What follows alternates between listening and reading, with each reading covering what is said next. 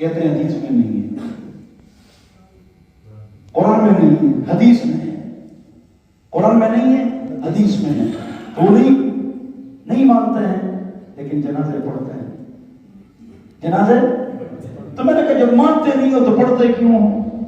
کہ مسلمانوں کا اس پر تعامل چلا۔ میں نے کہا تعامل کو مانتے ہو اور حدیث کو نہیں مانتے۔ اس طرح وہ ختنہ کرتے ہیں، ختنہ یہ قرآن میں نہیں حدیث میں ہے۔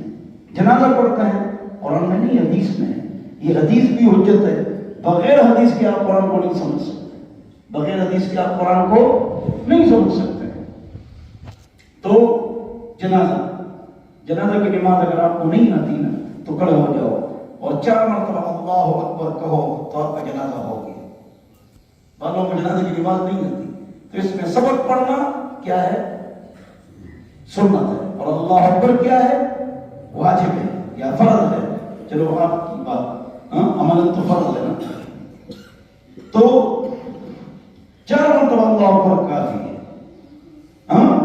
اور پہلی تکبیر کے بعد سبحانک اللہم نماز والی، دوسری تکبیر کے بعد نماز والی درود شریف، تیسری تکبیر کے بعد اللہم ربنا پڑھو، اللہم ربنا پڑھو اگر نہیں آتا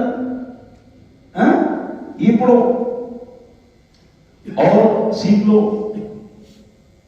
لاکھ جنازے ہیں، افراد ہیں، ایک جنازہ کافی ہے، ایک جنازہ کافی ہے۔ تو جنازے کی نماز یہ کیا ہے؟ فرض کفایہ ہے۔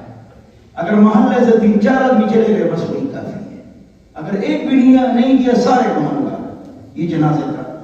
اور جو مسلمان کے جنازے میں شرکت کرتا ہے اس کو 1 قیراط کا ثواب ملتا ہے، اور 1 قیراط احد کے پہاڑ جاتا ہے۔ اور جو تعزیت کرتا ہے آپ کے گھر، اچھا تعزیت کیا ہے پتہ ہے؟ یہ 3 دن جو ہم بیٹھتے ہیں یہ لازم نہیں ہے۔ تعزیت یہ آپ کے ابو کا انتقال ہوا ہے، اللہ آپ کو صبر دے، یہ سنت ہے۔ یہ ہاتھ اٹھانا صرف جائز ہے، سنت نہیں ہے۔ بار بار بدعت ہے۔ ہاتھ چکو، ہاتھ چکو، ہاتھ چکو، بس چکو تو ہو گیا نا، بس ایک بار کافی ہے نا، سب اس میں شریک ہو گئے۔ یہ حاضری لگواتے ہیں، ہاتھ چکو، ہاتھ چکو۔ مریض کی عیادت 70,000 فرشتے صبح تک دعائیں کرتے ہیں، اگر شام کو کرو اور صبح عیادت کرو تو شام تک، لیکن اللہ کی رضا کے لیے، یہ نہیں کہ وہ آیا تھا تو میں جا رہا ہوں، ایسا نہیں۔ اور لفافہ بھی دیا کرو۔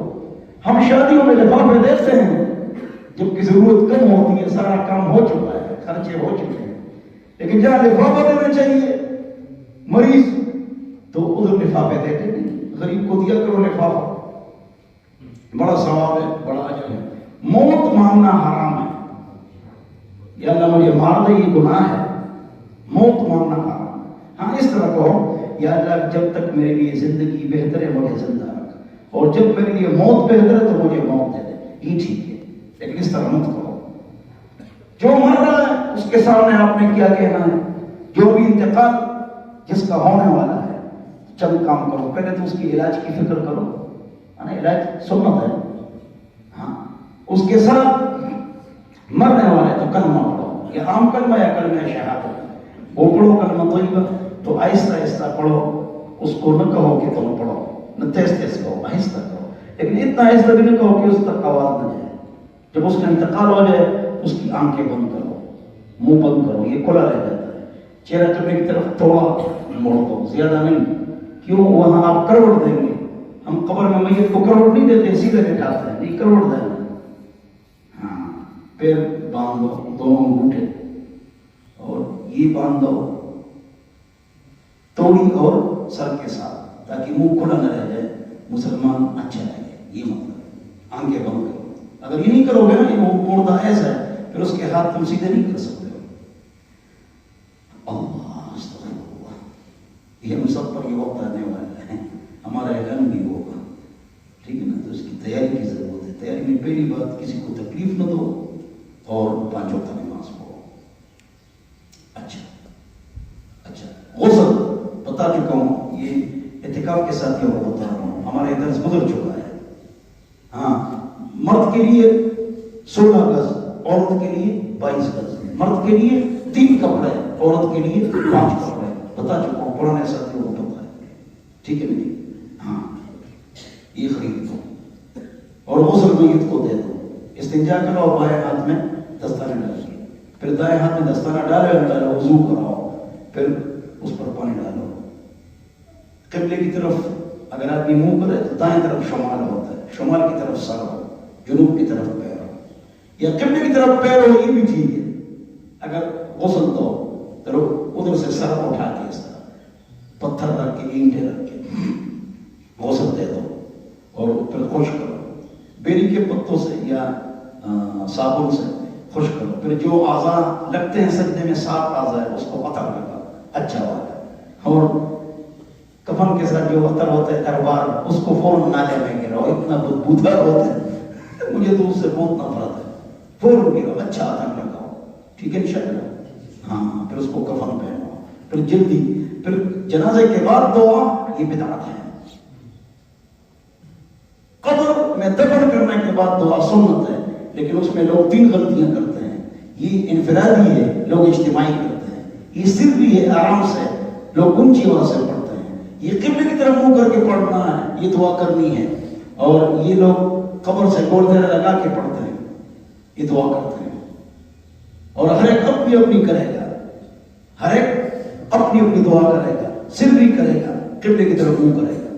اس میں سستی ہوتی بتا دی ہے. جنازے کے بعد دعا نہیں ہے. مٹی ڈال کے اذان دیتے بعض جگہوں پر رواج ہے، بعض کتب شافعیہ میں یہ ہے، یہ بدعت ہے، بالکل بدعت ہے.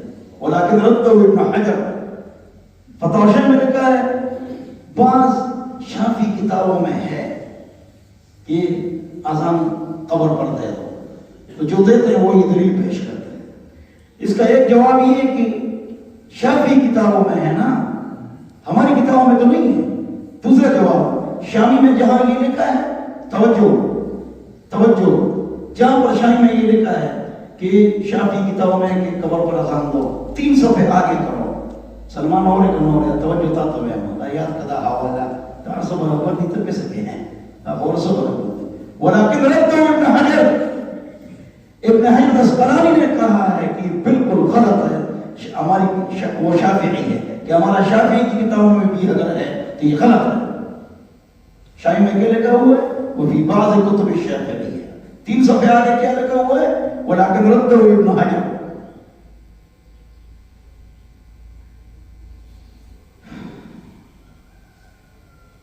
میت پر رونا سنت ہے.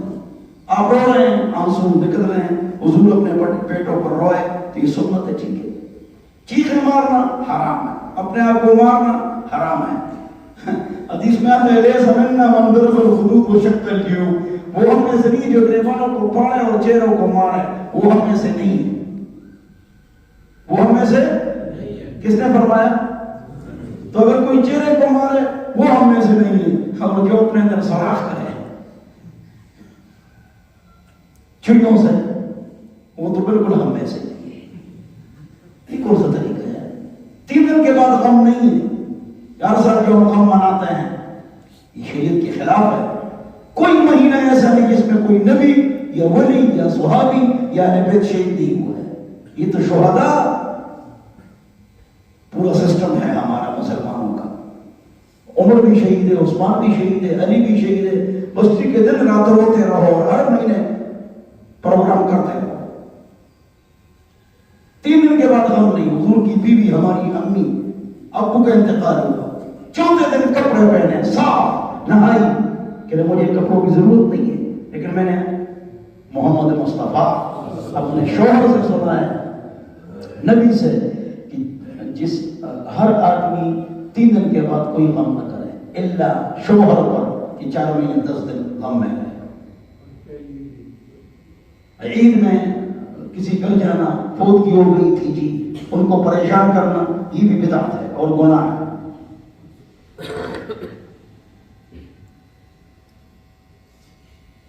قبروں کی زیارت، اگر مرد ساتھ ہو تو عورت قبرستان جا سکتی ہے.